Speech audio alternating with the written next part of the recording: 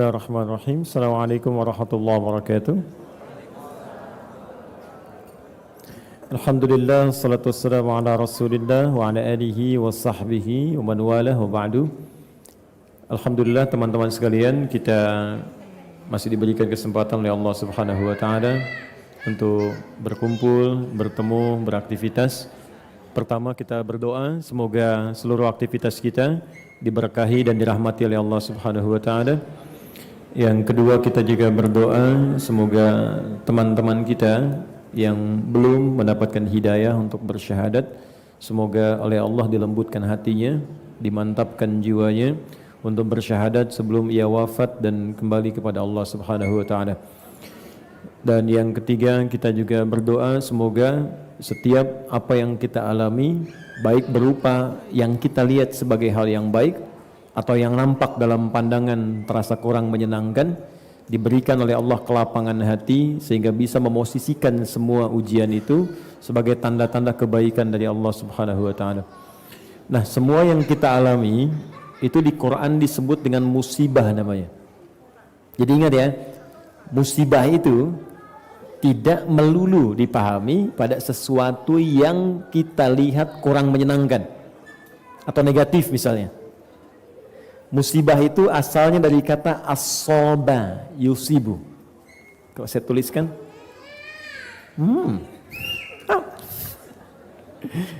oke. Di asoba yusibu. Nggak apa-apa ya. Nggak, saya senang dengan anak-anak. Jadi memang dunianya begitu. Kecuali kalau bapak ibunya yang teriak baru saya kaget. Oke, ini asoba yusibu. Kemudian sifatnya disebut dengan musibah. Musibah. Musib yang menimpanya, taknya menunjuk pada sifat.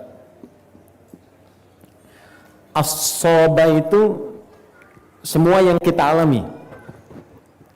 Jadi bisa terlihat menyenangkan, ya. Senang lihat mobil baru, senang gitu kan? Lihat rumah baru, senang kan? Lihat yang bagus-bagus, senang. Jadi sebetulnya apa yang kita alami setiap hari itu ma'asobani fahuwa musibah. Itu musibah. Makanya Umar bin Abdul Aziz ketika beliau dilantik menjadi seorang khalifah, presiden level sekarang, dalam pelantikan pertamanya itu mempraktekkan ayat musibah. Buka Quran surah kedua Al-Baqarah ayat 156, paling kiri agak ke atas di mushaf. Quran surah kedua ayat ke 156. Alladzina idza asabathum musibah. Jadi kata musibah pertama yang disebutkan dalam Al-Quran. Alladzina, yaitu orang-orang yang. Alladzina disebutkan 1080 kali dalam Al-Quran. Alladzina. Ini umum bentuknya. Ismun mausulun yadullu ala jam'il jam'iyah. Ya, konjungsi kata sambung yang kadang menunjuk pada objek atau bahkan subjek, sifatnya umum. Bisa laki-laki, bisa perempuan, tua, muda, besar, kecil, kaya, cukup, itu alladzina. Kalau tunggal untuk laki-laki, alladzi. Ya, alladzi jama'a mala wa'ad dada. Kalau untuk perempuan, allati tattali'u 'alal af'idah. Tapi kalau sudah menggunakan alladzina, umumnya bentuk jama' sifatnya. Alladzina idza asaba, asabat hum musibah, karena ada pakai ta di sini, ininya pakai ta untuk disamakan. Ya. Alladzina idza asabat hum musibah. Orang-orang hebat itu kata Allah, orang-orang yang bahagia itu. Ini rumus kebahagiaan, teman-teman. Karena di ujung ayatnya, di ayat 155 di ujungnya, itu Allah memberikan rumus bahagia. Wala nabluwannakum bisyai'in minal khauf wal ju' wa naqsi minal amwal wal anfus wath thamarat wa basyiris sabirin. Setiap orang hidup, kata Allah, pasti dia akan mengalami liku kehidupan. Aku akan menguji dengan berbagai macam persoalan yang aku desain persoalan ini untuk meningkatkan kualitas hidupnya. Demikian cara membacanya. Dikata Allah, saya turunkan ujian ini bukan ingin membuat hidup manusia bermasalah, bukan. Tapi supaya kualitas hidupnya meningkat. Sebab kalau tidak ada persoalan ini, kualitas gak akan naik. Itu sudah rumus, teman-teman. Bukankah anak SD kalau kualitasnya ingin dilihat naik sehingga bisa diterima di SMP, dia lewat ujian dulu kan? Ya kan?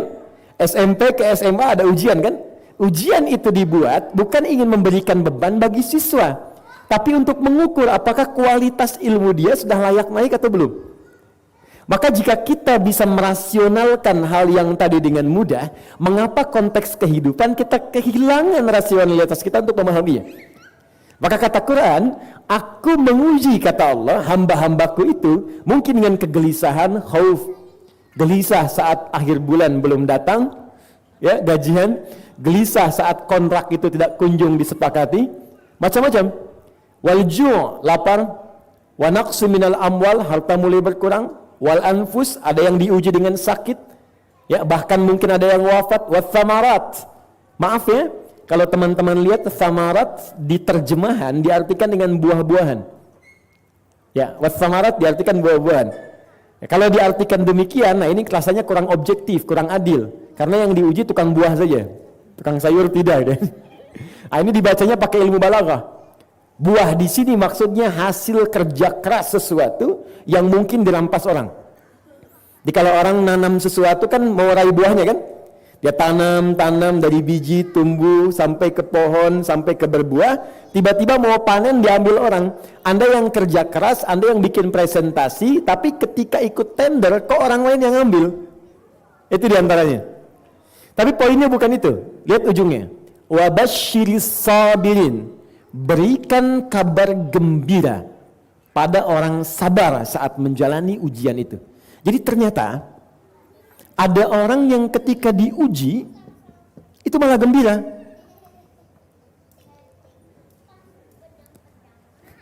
Oke, saya bikin rumus dulu ya supaya lebih mudah untuk dipahami.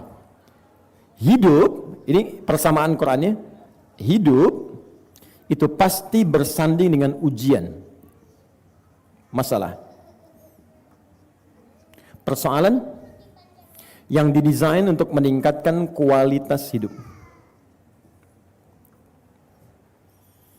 Jadi sepanjang orang hidup pasti punya masalah.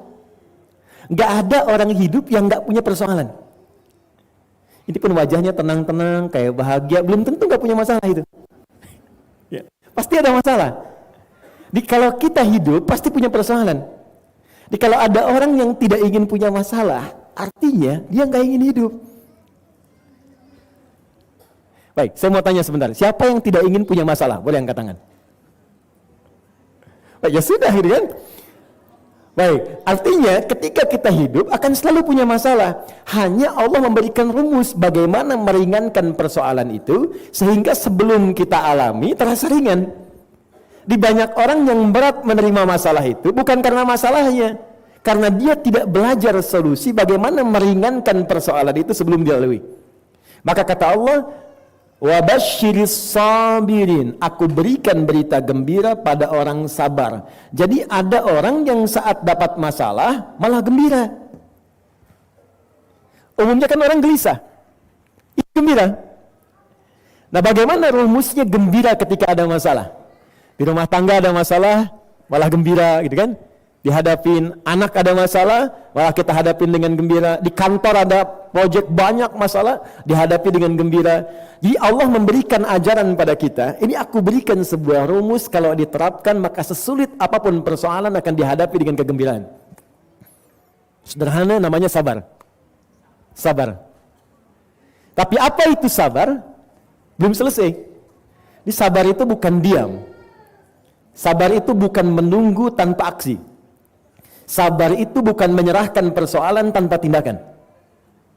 Diteruskan di ayat 156-nya. Perhatikan ayatnya. Alladzina idza asabathum musibah. Ini tafsirnya. Sabar itu yaitu sebuah sikap yang ketika kita menerima apapun dalam hidup, maka yang pertama kita lakukan, qalu inna lillahi wa inna ilaihi raji'un. hadirkan keyakinan dan komitmen pada jiwa kita, maka sebetulnya semua yang kita alami ini semuanya milik Allah. Kalau prinsip itu sudah ada, Anda nggak akan kecewa. Misal, kenapa Umar bin Abdul Aziz ketika dilantik, padahal itu kedudukan prestisius, tinggi, di seorang pembesar yang menguasai belahan dunia. Maaf, kalau presiden di Indonesia hanya untuk Indonesia, di Malaysia Perdana Menteri hanya untuk Malaysia. Tapi ini mewakili wilayah yang sangat luas, Afrika di utaranya, dari mulai membentang dari Mesir, Libya, Tunisia, Maroko, Aljazair, nyebrang ke Sisilia dekat, kemudian ke Italinya, ada ke Asbania sekarang jadi Spanyolnya, kemudian juga ke wilayah Asianya, ya sampai masuk ke wilayah Nusantara. Kalau bicara wawasan Nusantara itu sudah lebih luas. Artinya Indonesia, Malaysia, Brunei Darussalam, Filipina bagian selatan, Thailand bagian selatan, Rakhine jadi Rakhinya sekarang, termasuk Papua New Guinea kesananya. Itu masuk dalam wilayah itu. Harusnya kan jadi kebanggaan. Tapi apa yang diucapkan pertama kali oleh Umar bin Abdul Aziz? Inna lillahi wa inna ilaihi raji'un. Beliau merasakan bahwa semua ini hanya titipan dari Allah. Makanya orang yang merasa dititipi ketika kehilangan pun tidak akan kecewa. Anda dapat titipan mobil, tuh belajar dari tukang parkir, dapat titipan kan? Dia nggak merasa memiliki. Jadi begitu mobil Ferrari pun pergi, dia nggak merasa menyesal. Aduh Ferrari, nggak harus foto-foto juga karena merasa bukan miliknya, ya kan? Nggak harus bikin status di depan mobil orang gitu. Karena merasa semua ini diserahkan kepada Allah sehingga nggak ada kekecewaan. Harta juga begitu. Anda dapat, maaf ya, dapat tambahan misalnya, innalillah, semua milik Allah. Jadi sebetulnya kalimat ini itu bukan sekedar kalimat-kalimat, mohon izin maaf, yang hanya dilekatkan pada hal yang terpandang kita itu tidak menyenangkan. Kematian baru innalillah. Kecelakaan baru innalillah. Kenapa pada aspek yang terlihat menyenangkan tidak ada kalimat itu? Sehingga karena kalimat itu tidak bersemayam di dalam jiwa, banyak orang kecewa. Kehilangan sesuatu, kecewa, marah, berselisih. Padahal hakikatnya dia nggak punya. Pada akhirnya semua kembali kepada Allah Subhanahu Wa Taala. Karena itu orang-orang yang selalu diajarkan pada dirinya prinsip ini, semua milik Allah. Allah berkehendak bisa diganti. Allah berkehendak bisa ditukar. Allah berkehendak bisa diambil. Jadi semua keadaan ini akan membuat diri dia lebih kuat dan semakin dekat dengan Allah Subhanahu Wa Taala. Nah pertanyaannya, kenapa kalimat innalillahi sering dilekatkan pada hal yang terasa kurang menyenangkan? Karena pada saat itulah titik manusia merasa bisa dekat dengan Allah Subhanahu Wa Taala. Orang dekat dengan Allah itu saat sakit, saat ada musibah. Karena itu kalimat ini lebih banyak dilekatkan pada yang tadi, yang wafat, yang sakit, yang kecelakaan, muncul itu. Kenapa? Karena dengan keadaan itu dipaksa oleh Allah untuk menyebut namanya. Bukankah orang yang sakit semakin parah sakitnya semakin ingin mendekat kepada Allah, ingin berdoa, ingin minta, ingin sesuatu. Jadi kalau sudah dipaksa sampai keadaan itu belum tersebut nama Allah di lisan kita, berarti ada sesuatu yang salah dalam jiwa kita. Karena itu, sekalipun bagi seseorang misal diuji dengan apapun bentuknya, dia akan gembira. Alhamdulillah, banjir yang terlihat sebetulnya anugerah saja air datang.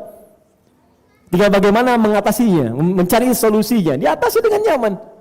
Sudah ayo bersihkan, sudah rapikan saja. Alhamdulillah yang dilihat semua baik. Main perosotan, main pel, narik jatuh aja. Saya lihat tuh kemarin, jadi saya main tarik-tarikan itu untuk menyenangkan teman-teman aja. Cuman celakanya saya kebagian narik yang lebih gede gitu. Jadi begitu saya tarik saya kepleset. Tapi saya belajar, orang lebih suka melihat saya kepleset dibandingkan saya ceramah. Saya ceramah yang lihat 40.000 orang, saya kepleset 1 juta orang gitu. Jadi kita saling mendoakan semoga dan kita bantu. Maksud saya, kita doakan teman-teman yang ada musibah, kena banjir, tapi kita pun bergerak, membantu, mendorong dibandingkan kita mencela, mencaci. Ini nggak bisa begini, apa solusinya? Nggak ada hasilnya. Lebih baik kita bergerak, doakan sahabat kita, dorong, bantu, yang punya wilayah kita bantu, dan itu akan jadi solusi dalam kehidupan. Dan semoga Allah muliakan kita semua insya Allah. Ya, pada saat kita pulang dan tidak membawa apapun. Ya, saya punya pengalaman kemarin di Bekasi. Saya ajarkan satu doa. Ini dari Al-Quran. Tapi dibacanya harus dengan penuh keyakinan. Karena kalimat Qur'annya pakai iman. Quran surah ke-11 ayat 48. Ini doa yang diajarkan oleh Quran saat terjadi banjir bah. Mudah-mudahan airnya tidak masuk ke tempat kita. Ya. Quran surah ke-11 Hud ayat 48. Qila ya Nuh bitta bisalami wa barakat. Ada ayatnya? Lalu difirmankan, disampaikan kepada Nuh alaihissalam, Nuh cepat naik ke atas bahtera itu dengan penuh keselamatan. Dan kalimatnya nakirah, general, umum. Salam wa barakat dan semua keberkahan. Fokus baik-baik. Sedikit ya. Nabi Nuh itu kan dapat ujian dari Allah, ditimpakan hujan beruntun terus. Yang gak berhenti berhari-hari. Sampai airnya naik. Tapi beliau telah siapkan dengan bahtera. Tapi saya tidak ingin bicara tentang bahtera yang dipahami dengan kapal semata. Di situ tempat beliau beraktivitas.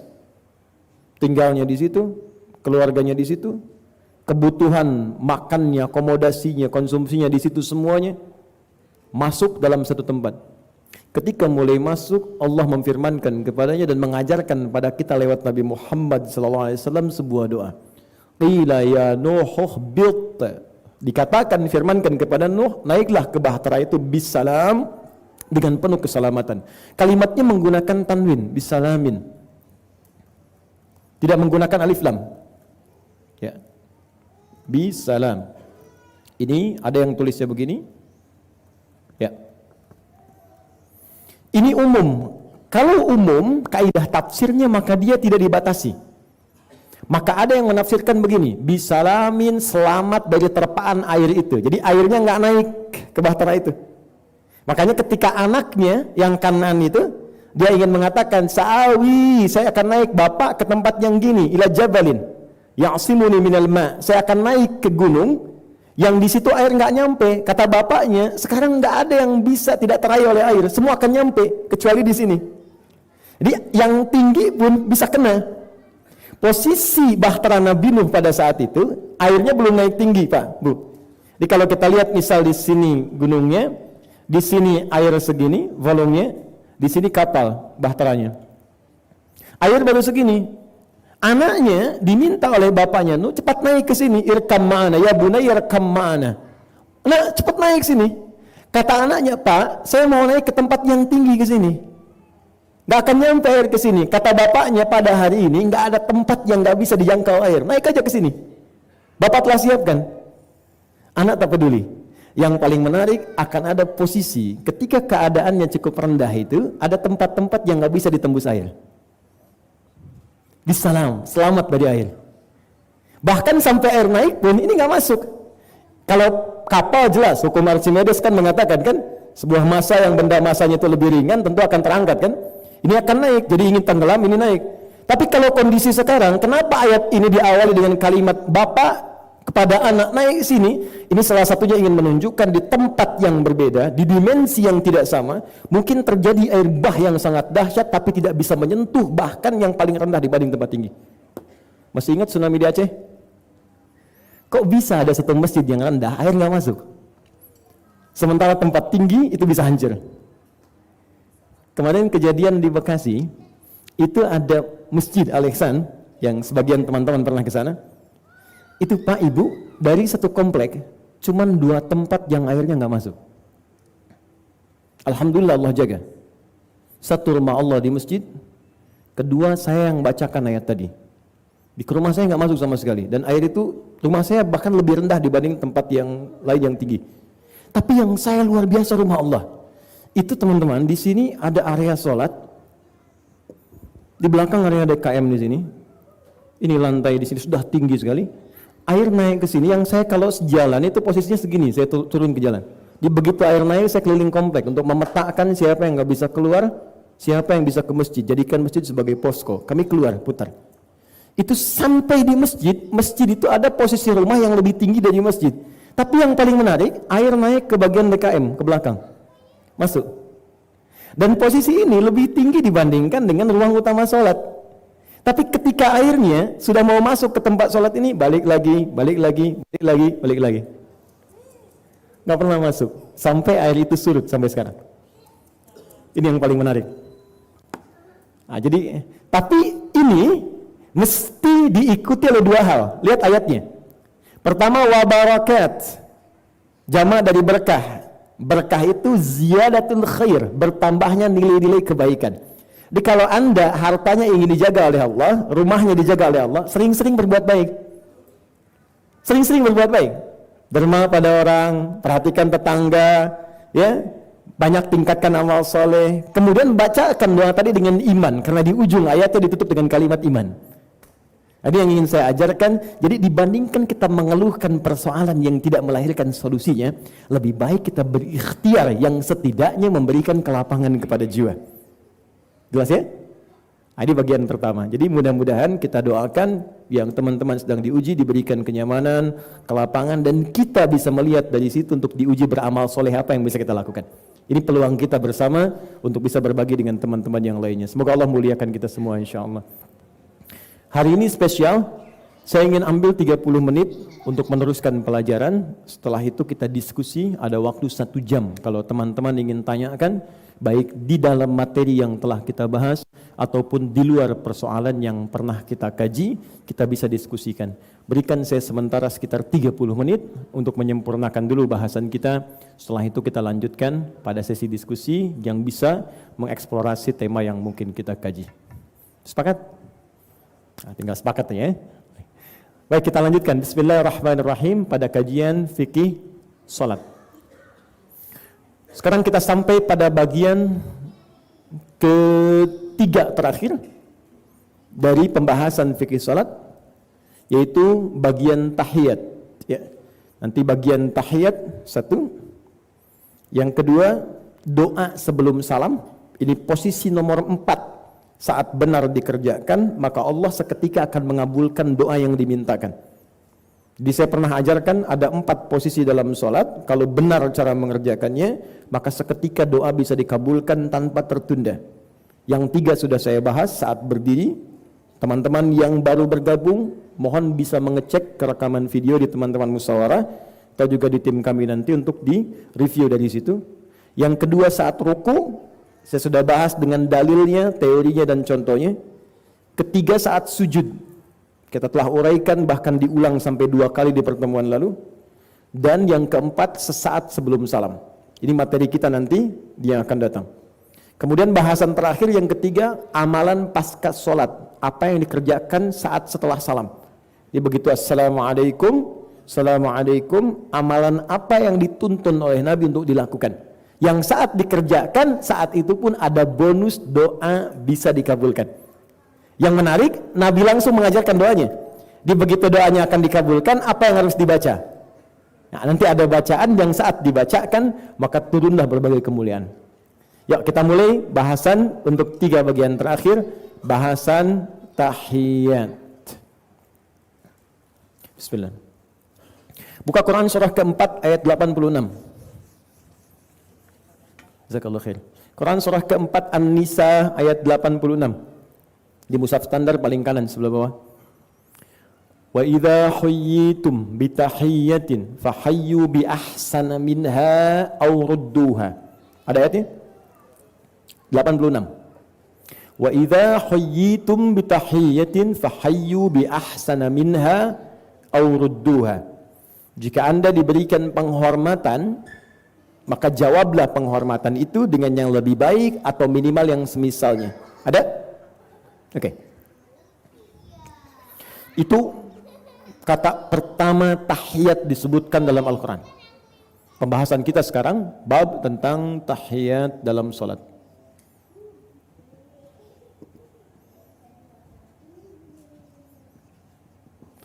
Pertemuan lalu kita sudah belajar cara duduknya, masih ingat? Iftirash dengan tawarrud. Baik, sekarang fokus teman-teman. Saya sudah ajarkan tentang duduk iftirash, tentang duduk tawarruk. Di pengantar saat duduk di antara sujud, ya. Duduk di antara dua sujud. Sekarang penjelasan itu akan terbawa kembali ke pelajaran tahiyat kita. Saya akan jelaskan dulu pertama makna dari tahiyat itu apa, plus dengan esensi atau hikmahnya. Kemudian caranya seperti apa? Apakah tawarruk atau iftirash? Apakah tangannya ditelunjuk diangkat kapan? Apakah digerak-gerakan atau tidak? Kalau digerak-gerakan seperti apa gerakannya? Kapan ditutupnya dan sebagainya. Kemudian bacaannya. Oke. At-tahiyat jamak dari kata tahiyatun. Nih, tahiyat ini bentuk jamak. Plural dari kata tahiyatun, ini singularnya. Tahiyat. Sudah? Bentuk singularnya tahiyat. Artinya secara singkat sekali sebuah bentuk penghormatan. Bisa berupa kalimat atau sikap. Bentuk penghormatan. Bisa berupa kalimat, kata-kata, bisa sikap, atau bahkan sifat.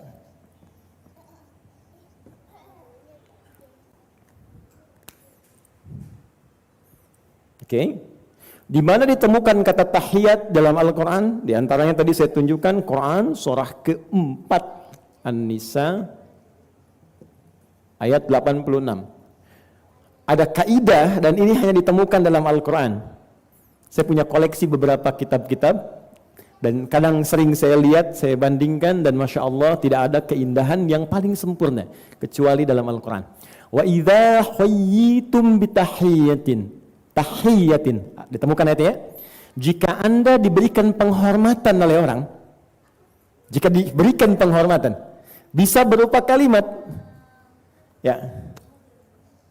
Misal, dalam Islam sempurna sekali, mencakup semua aspek kebaikan. Assalamualaikum warahmatullahi wabarakatuh. Itu kalimat tahiyat sempurna dan hanya didapatkan dalam Islam.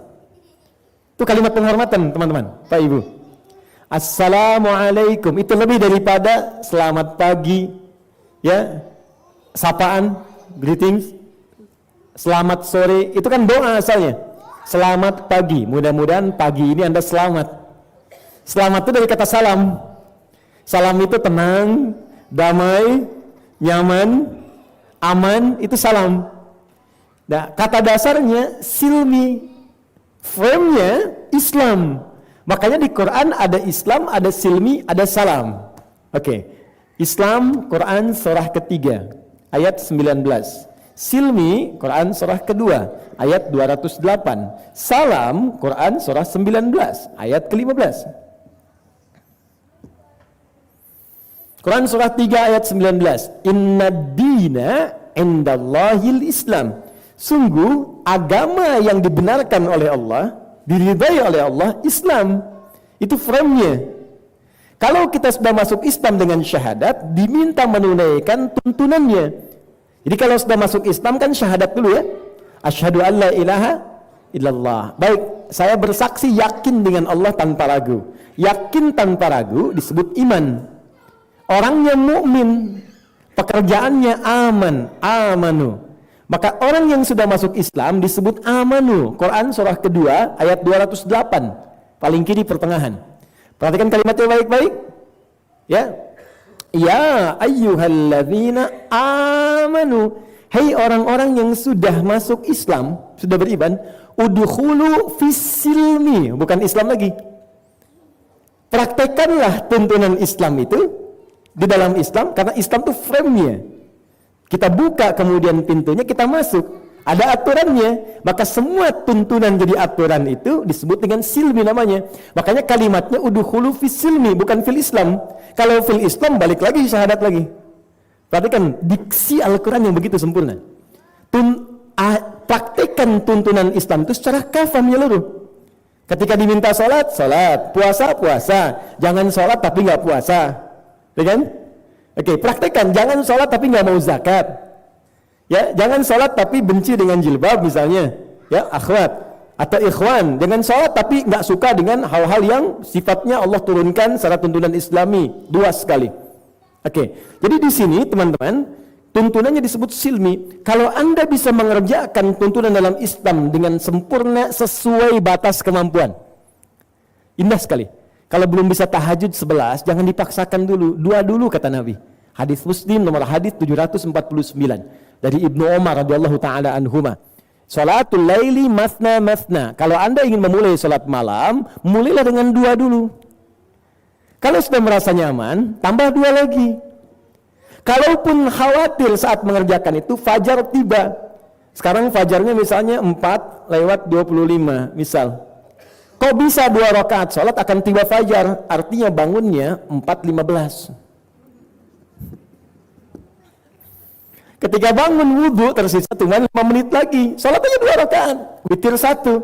Wa idza khasya ahadakumul fajr. Jadi ada orang yang baru bisa bangun jam 4, jangan dicela. Silahkan kata Nabi 2 rakaat dulu, indah sekali. Kalau sudah bisa bangun setengah 4, tambah lagi. Itu pun bahasa Qur'annya, Quran surah ke-73. Ayat ke-20, faqra'u ma tayassara minal Qur'an. Baca yang ringan dulu, jangan nekat panjang-panjang. Takutnya besok gak diulangi lagi. Enggak apa-apa, bukan aib. Rakaat pertama, qul huwallahu qul a'udzu birabbil falaq. Rakaat kedua, An-Nas. Witirnya qul huwallahu, enggak apa-apa. 3 qul sekalian. Nanti kalau sudah nikmat terbiasa, tambah ad-duha besoknya.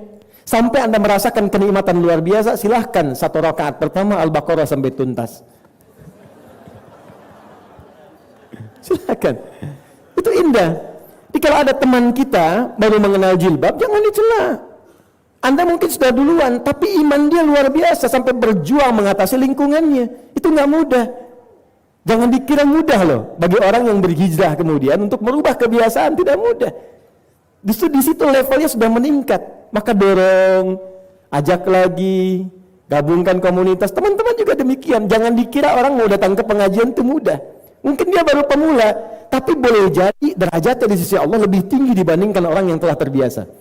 Makanya ada rumus dalam hadis bahkan di Al-Quran yang saya sering kumpulkan dalam kalimat indah. Allah lebih mencintai pelaku maksiat yang tobat dibandingkan orang soleh yang tidak pernah merasa salah.